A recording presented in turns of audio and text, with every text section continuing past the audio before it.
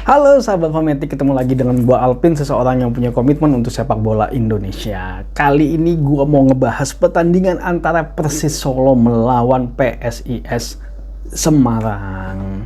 Jadi di pertandingan sebelumnya, Persis Solo memang harus kalah dari Borneo FC di kandangnya Borneo FC dengan skor 2-1. Kita lihat secara statistik ya.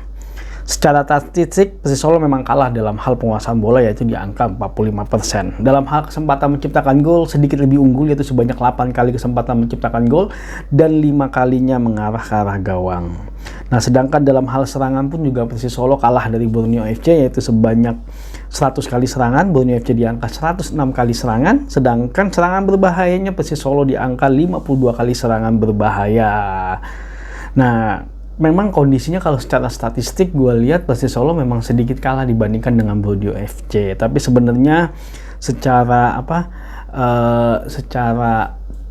kekuatan dan secara permainan nggak beda jauh sih kalau menurut gue antara Borneo FC dengan Persis Solo. Tapi memang kita akui bahwa kedalaman materi dari Borneo FC sedikit lebih di atas dibandingkan dengan Persis Solo kalau menurut gue, dan Persis Solo sempat unggul lebih dulu melalui golnya Altaf. Tapi memang di situ ada salah satu faktor yang namanya kelengahan, kalau gue lihat kelengahan dari para pemain bertahannya Borneo FC yang tidak siap, dan akhirnya Altaf berhasil masuk dari sisi kanannya Persis Solo dan melakukan syuting yang sebenarnya sudah terarah dan sudah terbaca oleh kiper, tapi kiper gagal menangkapnya karena mungkin faktor ketidaksiapan itu sih kalau menurut gua.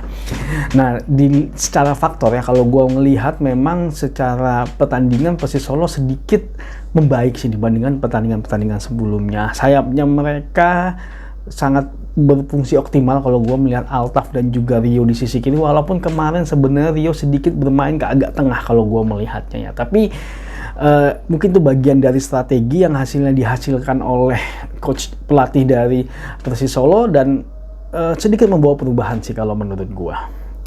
Nah, kalau kita melihat pertandingannya terakhir PSIS Semarang, lagi-lagi PSIS Semarang harus kalah ya. Jadi dua kali kalah betul-betul. Yang pertama kemarin kalah dari Persebaya Surabaya, dan sekarang mereka kalah lagi dari Dewa United dengan skor 2-0. Kita lihat dulu statistiknya seperti apa.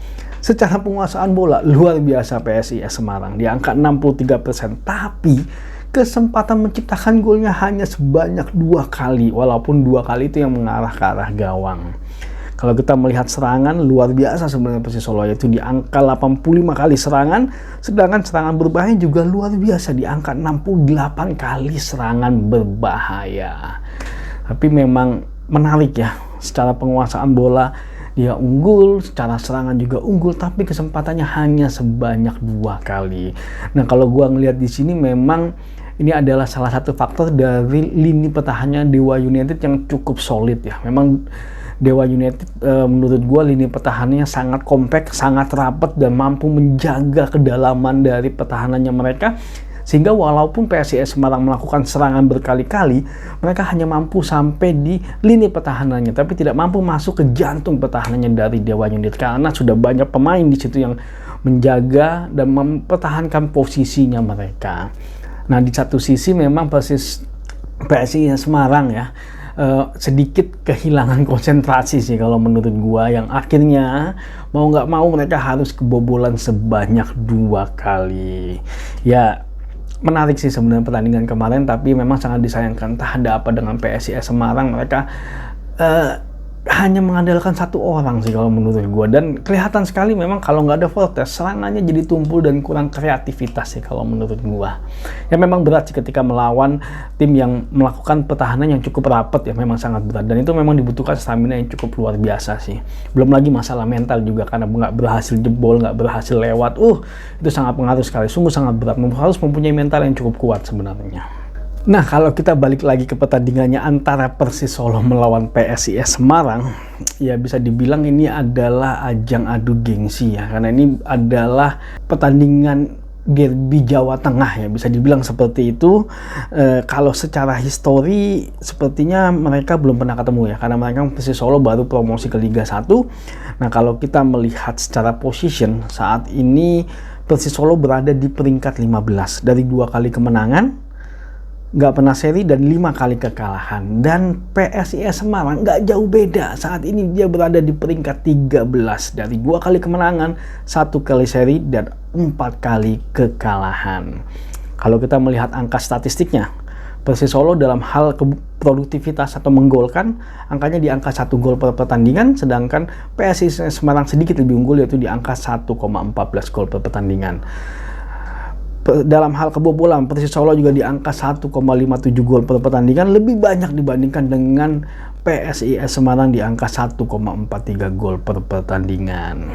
Ya, kalau melihat situasi ini memang sebenarnya Persis Solo angkanya sedikit di bawah dibandingkan dengan PSIS Semarang ya.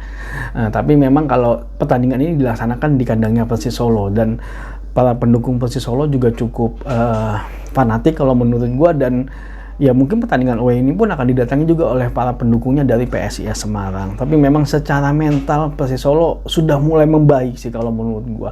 Secara serangan pun juga sudah mulai membaik. Pemain mereka sudah lebih berani berkreasi, sudah lebih berani melakukan tusukan-tusukan dari sayap. Walaupun memang kadang-kadang tusukan-tusukan sayap dari itu kurang efektif ya, tapi mereka sudah berani melakukan itu. Nah, sedangkan PSIS Semarang saat ini gua ngerasa mentalnya PSIS Semarang agak terganggu sih kalau menurut gue. Jadi mereka agak seperti mengalami yang namanya frustasi kalau gue ngelihatnya. Kalau ngelihat dari permainannya PSIS Semarang, ya nggak tahu ada apa, ya mau nggak mau mereka harus segera berbenah, mereka harus segera memperbaiki kondisi mereka harus memperbaiki mentalnya mereka, karena mereka sudah 2 kali kalah. Kalau mereka bisa sampai 3 kali kalah, sangat berbahaya sekali, bisa fatal akibatnya. Padahal secara materi sebenarnya PSIS Semarang luar biasa secara permainan, tapi ya kita nggak tahu, ternyata begitulah performanya PSIS Semarang. Nah, balik lagi ke pertandingan ini, kalau menurut gua seharusnya PSIS Semarang bisa memenangkan pertandingan ini.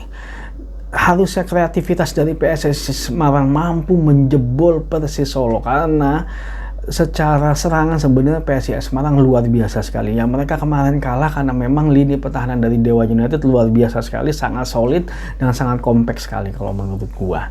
Nah, tapi di satu sisi ya kita lihat nanti seperti apa. Apakah Persis Solo mampu bertahan seperti ketika mereka melawan Madura United? Itu menjadi salah satu faktor juga sebenarnya. Dan apalagi kadang-kadang Persis Solo lini serangnya melakukan serangan balik sangat luar biasa efektif kalau menurut gua. Jadi kita lihat nanti seperti apa. Oke, tapi kalau menurut gua sepertinya pertandingan ini akan berakhir imbang. Oke, terima kasih sudah nonton video ini. Jangan lupa saksikan terus berita mengenai sepak bola Indonesia di channel ini. Maju sepak bola Indonesia, Indonesia juara.